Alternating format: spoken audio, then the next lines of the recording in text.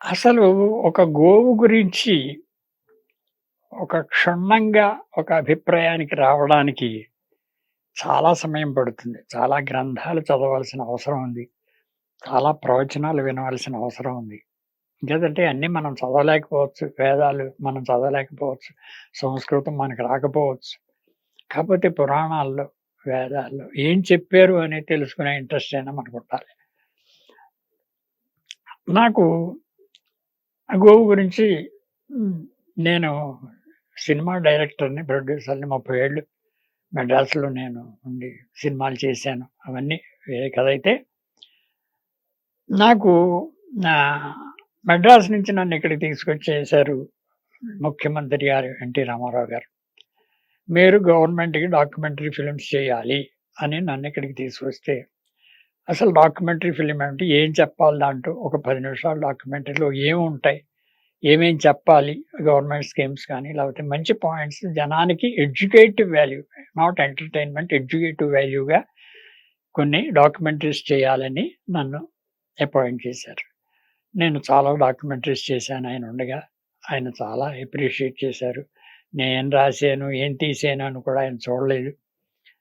మీరు చేసినవన్నీ చాలా బాగున్నాయని. థియేటర్‌లో రిలీజ్ చేసేవారు డాక్యుమెంటరీ ఫిల్మ్స్ అప్పుడు. అలాగా ఆయన తర్వాత తరంలో నాకు నేనిక్కడికొచ్చేసాను. ఏం చేయాలి అనే ఒక ప్రశ్నార్థకం అయిపోయింది నా జీవితంలో. ఒక స్టెప్పు మారింది. ఒక టర్నింగ్ పాయింటొచ్చింది.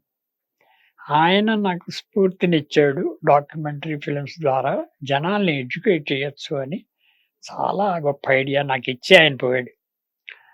అంటే అప్పుడు నాకు నేనే ఒక అప్పుడు గవర్నమెంట్ డబ్బుతో చేసాం డాక్యుమెంటరీలు అవన్నీ వదిలేస్తే, నేనే నా దగ్గరున్న డబ్బుతో డాక్యుమెంటరీ ఫిల్మ్స్ చేయాలి. చేస్తే ఎడ్యుకేటివ్‌గా అందరికి ఉపయోగిస్తుంది అనే సత్సంకల్పంతో ఏ డాక్యుమెంటరీ చేద్దాం? సబ్జెక్ట్ మ్యాటర్ ఏమిటి? అని అనుకున్నప్పుడు నాకు భగవంతుడు తోపించాడు. గోమాత తోపించిందో, గోవు గురించి ఒక డాక్యుమెంటరీ చేయాలి అనే ఆలోచన కలిగింది.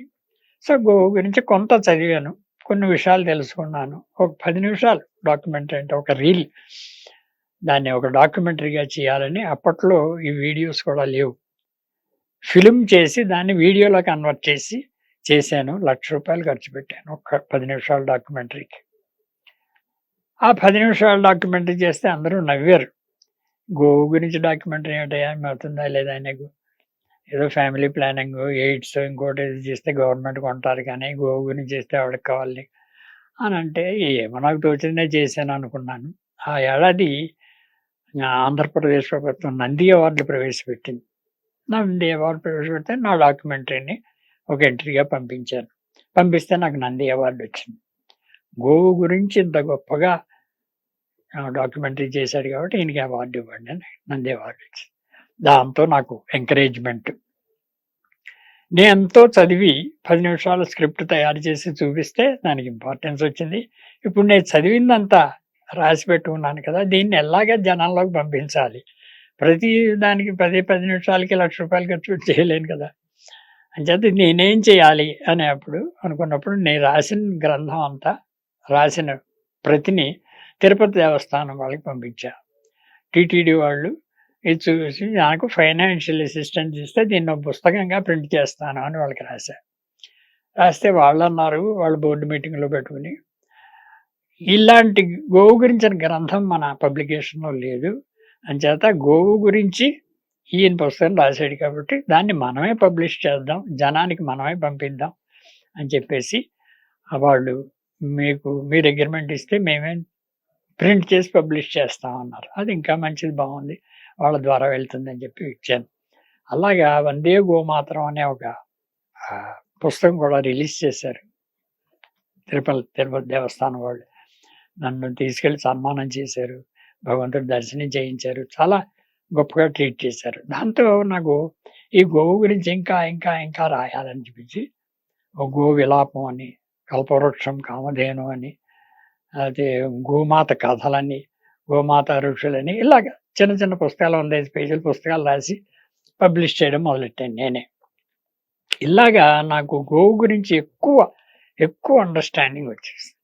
తర్వాత ఇలా చిన్న చిన్న పుస్తకాలు రాయడం ఏంటి, ఒక పెద్ద గ్రంథం రాయాలి గోవు గురించి అని చెప్పి, అప్పుడు నేను వేదాలు, ఉపనిషత్తులు, పురాణాలు అన్నీ స్టడీ చేసి, ఇంతవరకు ఎవరు చేయని విధంగా ఒక పెద్ద గ్రంథాన్ని గోవు గురించి జనానికి అందజేయాలి అని చెప్పి, ఒక 620 పేజీలు ఫోటోలతో సహా, గోవుతో సహా, సైంటిస్టుల అభిప్రాయాలు, వేదాల్లో చెప్పినవి, ఉపనిషత్తులో చెప్పినవి, దాని శ్లోకాలు, దాని భావం, దేశానికి, అసలు మనకి ప్రభుత్వానికి దేశ సంపద, భారతదేశ సంపదే గోవు అని ఇంగ్లీష్ వాళ్ళు కూడా ఒప్పుకున్నారు. ఈ విషయాలన్నీ కూడా సేకరించి 'గోమాత అద్భుత శక్తి' అనే పుస్తకం రాశా. ఇలాగా నేనే కాదు, ఇంకా ఎన్నో విషయాలు నేను చదివింది చాలా తక్కువై ఉండొచ్చు. ఇంకా ఎన్నో విషయాలు, ఎక్కువ గ్రంథాలు, ఇంకా ఎంతమందో రాయవలసిన అవసరం ఉంది. ఇది జనాల్లోకి వెళ్ళవలసిన అవసరం ఉంది. ప్రతి వాళ్ళు గ్రహించాలి దీన్ని. దీని గోవుకి ఇంత ఇంపార్టెన్స్ ఉంది, ఇంత పవర్ ఉంది, ఇన్ని విధాలు మనకు ఉపయోగిస్తుంది. అదొక పరోపకారి. దానికి ఏ ఆశ లేదు. మనల్నేం అడగదిది. దాన్ని సేవ చేయాలి. చేస్తే మనకి గో గోబర్ గ్యాస్ ఉపయోగం కదండీ. ఎలక్ట్రిసిటీ, గోమయం నుంచి ఎలక్ట్రిసిటీ తయారు చేస్తున్నారండి. రేడియేషన్, మన సెల్ ఫోన్ రేడియేషన్ కూడా తగ్గించడానికి గోమయం ఉపయోగిస్తుందండి. గడియారాలు నడుస్తున్నాయండి, ఏరోప్లేన్లు నడుస్తున్నాయండి గోమయంతో. కరెంటు తయారు చేసుకుంటున్నామండి, గోబర్ గ్యాస్ తయారు చేసుకుంటున్నామండి. ఎన్ని ఉపయోగాలు, ఏ టు జెడ్ మొత్తం గోవు గురించి మనకి ఎన్నో ఉపయోగాలు ఉన్నాయి. కాబట్టి ఇది మన భారతదేశ సంపద. మన ఊరు, మన ఇల్లు, మన జిల్లా, మన స్టేట్ కాదండి, ప్రపంచానికే ఉపయోగించేది ఈ గోవు. అంచేత గోవుని రక్షించాలి. సేవ్ కౌ అనేది మాత్రం ప్రతి వాళ్ళు కూడా దీన్ని నలుగురికి చెప్పాలి. ఒక రచయితలైతే పుస్తకాలు రాసి చెప్పొచ్చు. చాలా అన్యాయాలు జరుగుతున్నాయి ఈ రోజుల్లో. అంచేత చట్టాల పరంగా కూడా గోవుల్ని ఎలా సేవ్ చేయాలని మనం చెప్పాలి. దీన్ని దుర్వినియోగం చేసుకోకుండా గోవుని రక్షించడమే మన ధ్యేయం.